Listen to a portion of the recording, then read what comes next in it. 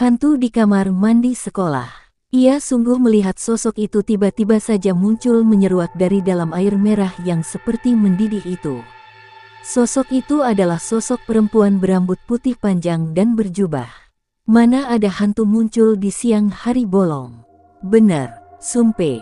Bukankah hantu dan makhluk gentayangan cuma muncul di malam hari? Itu hantu kuno. Hantu modern jauh lebih canggih. Mereka nggak kenal waktu. Mau siang, mau malam, suka-suka mereka. Ah, kamu. Kalau bercanda jangan kelewatan. Jangan bikin gosip serem gitu ah. Ini bukan gosip. Hantu perempuan berjubah putih itu memang benar-benar ada. Entah kapan mulainya, tapi isu itu makin lama makin santer beredar dari mulut ke mulut. Beberapa hari belakangan ini makin banyak bukti bahwa di sekolah ini memang ada penghuninya yang tak lain dan tak bukan adalah makhluk halus. Kata mereka yang mengaku melihat penampakan, makhluk halus itu menyerupai wanita berambut panjang dan berjubah putih dengan wajah pucat dan matanya yang menatap garang. Sejak isu itu merebak di kalangan murid-murid, makin hari suasana di lingkungan sekolah terasa semakin mencekam. Di koridor kelas 2 tampak Rara dan Indah sedang berjalan bergegas menghampiri Riris. "Kalian kenapa? Kok nampak tergesa-gesa?" tanya Riris setibanya mereka di hadapannya. "Kamu tahu nggak Riz, kemarin si laki lihat cewek itu," ucap Rara setengah berbisik. "Pasti seneng dong si laki," jawab Riris enteng. "Seneng apanya? Lari terbirit-birit iya. Malah mungkin udah pipis di celana," sahut Indah sewot. "Loh, tumben tuh anak, lihat cewek malah lari. Bukankah tabiat anak itu kalau lihat cewek rada melek dikit pasti bingung mau ngajak kenalan?" "Lagi sakit kali tuh anak," sahut Riris. "Maksudku bukan cewek seperti kita-kita ini. Kamu jangan pura-pura bego. Kamu pasti juga udah denger cerita seram itu," ucap Indah sambil memegang tengkuknya. Entah mengapa tiba-tiba Riris merasakan tiupan udara yang terasa sangat dingin, sehingga membuat bulu romanya bergidik. Heran, padahal cuaca tengah begini cerah dan matahari bersinar amat garang. "Seram, cewek seram. Lantas cewek kayak apa maksudmu? Cewek setengah pria?" Hai, Riris masih mencoba bercanda. "Jangan bercanda ah. Kamu nggak tahu apa yang terjadi di sini karena udah seminggu ini kamu nggak masuk," ucap Rara dengan muka serius. "Ya, seminggu kemarin Riris dikirim sebagai wakil sekolah dalam Olimpiade Kimia di ibu kota provinsi. Ada hantu di sekolah kita." Seketika tawa Riris terhenti karena melihat kedua temannya itu benar-benar serius. Sekilas dapat dilihatnya pula betapa wajah-wajah itu telah berubah ketakutan. Pertama Inge, lalu Meli. Terakhir laki yang kemarin melihat hantu itu. "Cewek penunggu toilet," ucap Rara dengan mimik tak tenang. Waktu itu pelajaran di kelas sedang kosong, lantas seperti biasanya laki, si anak bandel itu lari ke kantinnya Mbok Eljah yang dekat dengan toilet paling pojok sekolah ini. Tahu sendiri kan, toilet itu yang sering jadi pergunjingan murid-murid di sekolah ini karena angkernya, papar Rara panjang lebar. "Hush, pagi-pagi udah ngomongin hantu. Pagi-pagi tuh enaknya ngomongin cowok, buat nyegerin pikiran kita," kata Riris dengan santai. "Kamu tuh ya, cowok mulu yang dipikirin," sahut Indah sambil mencubit pinggang Riris. "Kalian ini anak sekolahan kok percaya sama hantu? Lagian dari dulu gosip itu udah beredar dari tahun ke tahun. Katanya sekolah kita yang bekas rumah sakit ini dihuni banyak hantu. Buktinya mana?" sahut Riris. "Mungkin." Indah terlipat keningnya. "Mungkin baru sekarang mereka bangun dari tidur panjangnya. Mungkin sekarang lagi musimnya hantu-hantu pada nongol. Buktinya." "Inge, Meli, lalu laki," lanjut Indah. Rara menyodok pinggang Indah, lah seperti nggak ingin Indah yang menguasai pembicaraan. Ketika itu, di kantin cuma ada laki aja, karena murid yang lain pada mengikuti pelajaran. Sembari menunggu pesanannya, laki bersiul-siul kecil. Nggak disangkanya ada yang menyahuti siulan itu," ucap Rara. "Pak Maman kali. Pak Maman kan sering banget bersiul tuh, suka menirukan suara burung," potong Riris cepat. "Pak Maman adalah suami Mbok Ijah." Dia juga bekerja di sekolah ini sebagai petugas kebersihan sekolah. Dia memang sering bersiul-siul, biasanya untuk menarik perhatian burung kutilang piaraannya supaya berkicau. Jadi menurut logika Riris, pastilah Pak Maman yang bersiul. Salah, karena kata Laki, waktu itu cuma ada dia dan Mbok Ijah. Pak Maman lagi pergi ke kantor kecamatan untuk mengantar surat. Jadi sangatlah ganjil jika Pak Maman menyahut siulannya, ucap Rara. Lantas, tanya Riris. Terdengar suara ketukan yang keras dari balik pintu toilet itu, jawab Rara. Laki yang penasaran langsung beranjak dari tempat duduknya dan langsung menuju ke sumber suara itu. Didekatinya toilet itu, dilihatnya pintu toilet itu sedikit terkuak. Ketika Laki mencoba mendorong pintu itu, mendadak suara ketukan itu lenyap. Ketika pintu itu terkuak agak lebar, Laki melihat sosok wanita berambut putih dan berpakaian serba putih menatapnya dengan pandangan tak senang, ungkap Rara sambil menarik nafas panjang berkali-kali untuk mengusir debar jantungnya. Lantas, bagaimana reaksi si Laki? Tanya Riris yang tanpa sadar sudah menggenggam erat jemari Indah, hingga Indah mengaduh kesakitan. Laki bilang sih, dia nggak bisa kemana-mana karena dia nggak bisa bergerak. Seperti ada sesuatu yang mengekang kakinya, jawab Rara. Apa dia nggak bisa teriak? Lagi-lagi Indah menyahut penasaran. Dia udah berteriak, cuma suaranya nggak keluar. Jadi nggak ada yang mendengar teriakannya, jawab Rara. Kejadian itu berlangsung sekitar 10 menitan. Kamu bisa bayangin, keringat dingin sudah mengguyur tubuh Laki. Setelah itu, tubuh Laki terasa lemas dan nafasnya ngos-ngosan. Cerita Rara yang masih bersemangat menceritakan kejadian yang dialami oleh Laki, seolah ia sendiri yang mengalami kejadian mengerikan itu. Sejak kejadian itu, Laki jadi takut kalau mau ke kantin apalagi ke toilet, lanjut Rara. Tahayul tuh, kalau aku sih nggak percaya cerita tahayul kayak gitu, ucap Riris seraya membenarkan posisi duduknya. Biasa, Laki cuma mau nyari perhatian aja dengan ceritanya itu. Nyari sensasi, sahut Indah. Aku rasa Laki serius. Bagaimana dengan Inge dan Meli, sahut Rara. Aku tetap nggak percaya, jawab Indah. Lia, kamu bisa ngomong begitu, soalnya kamu belum pernah menjumpainya kan? Coba kalau nanti atau besok-besok kamu melihat hantu itu, pasti kamu akan berkata lain, ucap Rara. Teman-temanku yang cantik-cantik, hantu itu nggak ada dalam kehidupan nyata. Hantu itu ada karena kita yang membuatnya ada, karena kita terlalu berpikir yang enggak-enggak. Kalian percaya adanya Tuhan kan? Yakinlah bahwa Tuhan akan senantiasa melindungi kita dari hal-hal buruk yang akan mencelakakan kita, ucap Riris menggurui. Idih, kamu sok tahu. Kata-katamu udah mirip guru agama kita, sewot Indah. Begitulah, anak-anak, seru Riris dengan muka yang dibuat lucu. Percakapan mereka terhenti karena terdengar bunyi bel tanda pelajaran segera dimulai. Ketiganya segera beranjak menuju ke kelas mereka. Nanti aku ingin buktikan bahwa hantu itu cuma ilusi belaka, ucap Riris. Riz, jangan sombong kamu. Kamu jangan sembarangan. Jangan bercanda dengan hantu, tukas Rara. Di dalam kelas, Riris nggak bisa konsen dengan materi pelajaran fisika yang diterangkan oleh gurunya. Ternyata Riris masih memikirkan apa yang diceritakan Rara tentang kejadian aneh yang dialami Laki, dan dia masih menganggap semua itu cuma sensasi Laki belaka. Namun, belum juga Riris mengais-ngais pikirannya lebih jauh, mendadak ia ingin buang air kecil. Bergegas Riris minta izin pada Pak Wardi, guru fisikanya itu, untuk buang air kecil ke belakang sebentar.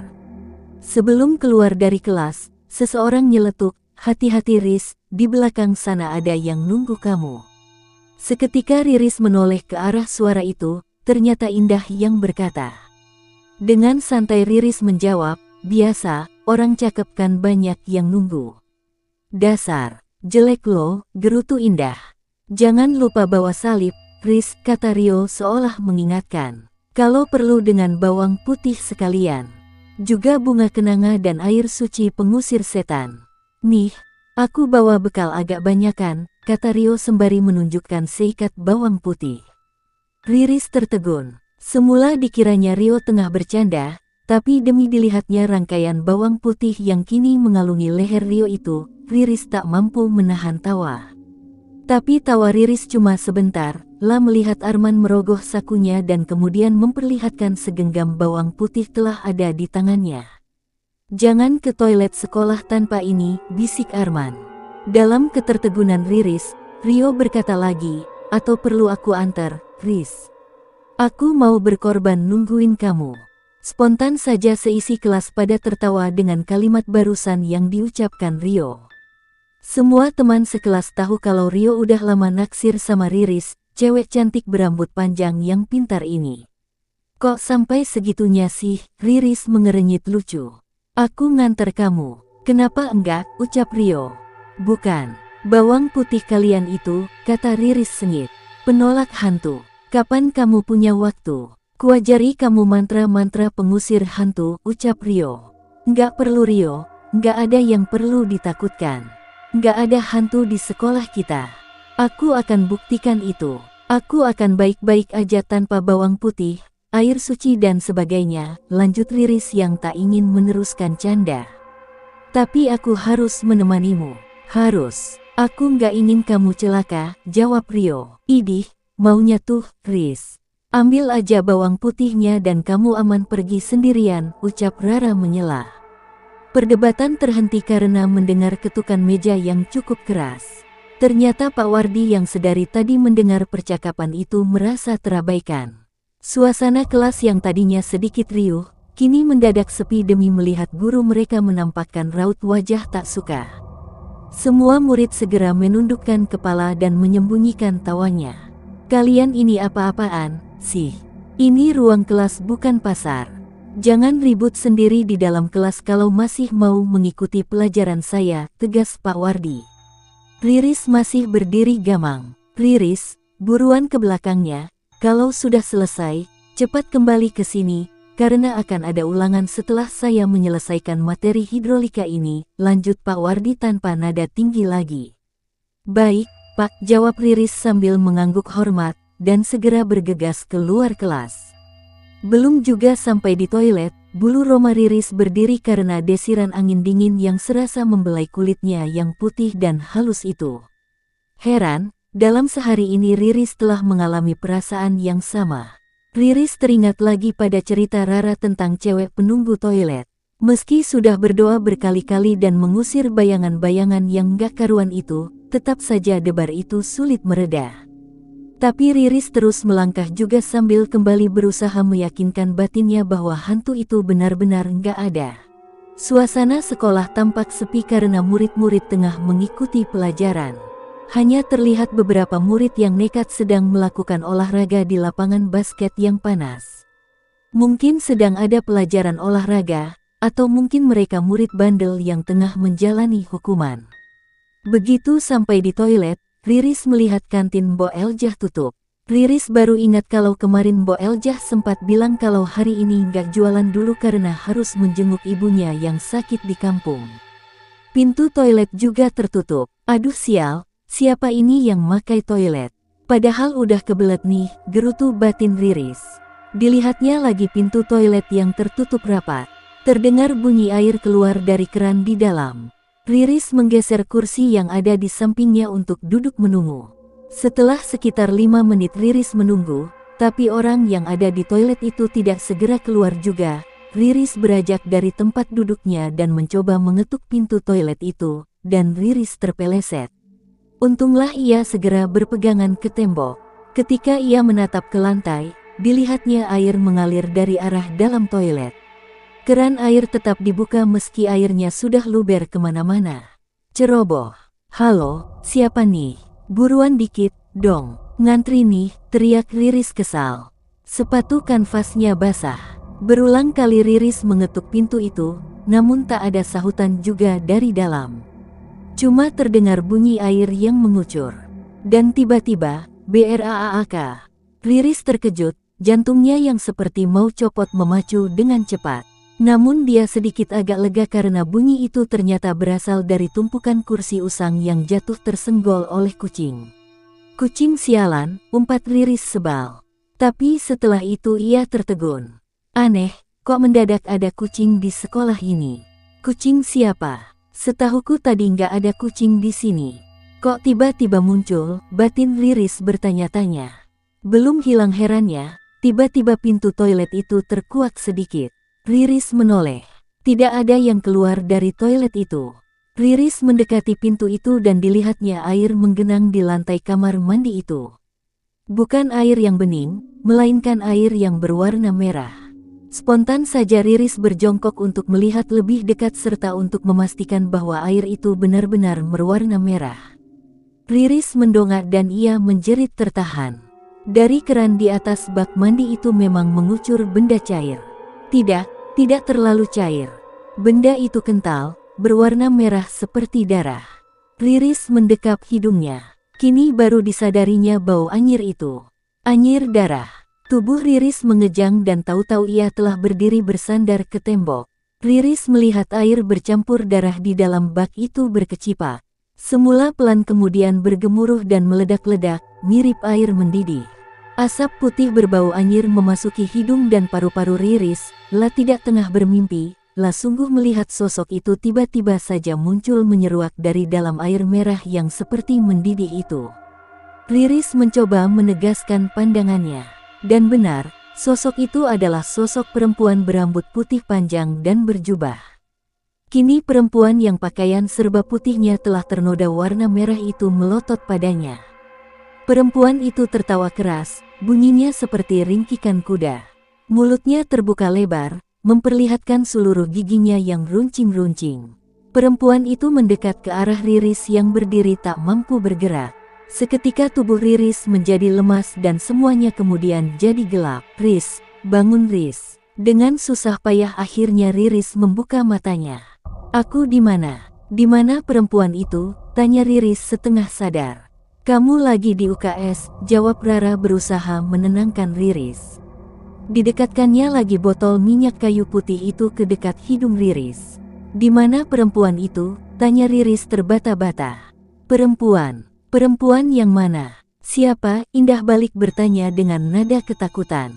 "Perempuan yang menakutkan itu," tegas Riris. "Kupikir kamu ada di toilet dan mendapat celaka.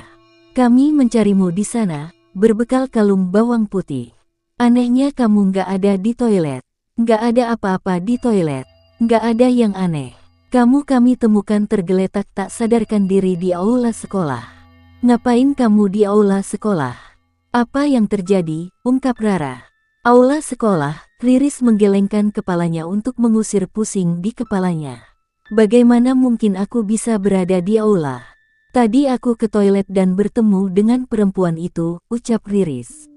Rara dan Indah saling berpandangan dengan wajah pucat. Hantu penunggu toilet, keduanya menjerit bersamaan. Seketika suasana menjadi hening, dan udara siang yang cerah terasa semakin dingin saja. Riris telah turun dari bed dan berdiri tanpa bergerak, lah baru saja meneliti dirinya sendiri dan sadar bahwa ia tidak lagi mengenakan rok dan baju seragamnya. Matanya nanar melihat onggokan di sudut ruang kecil itu, lah mengenalinya. Pakaian seragam dan sepatunya, yang semuanya telah bernoda merah. Darah.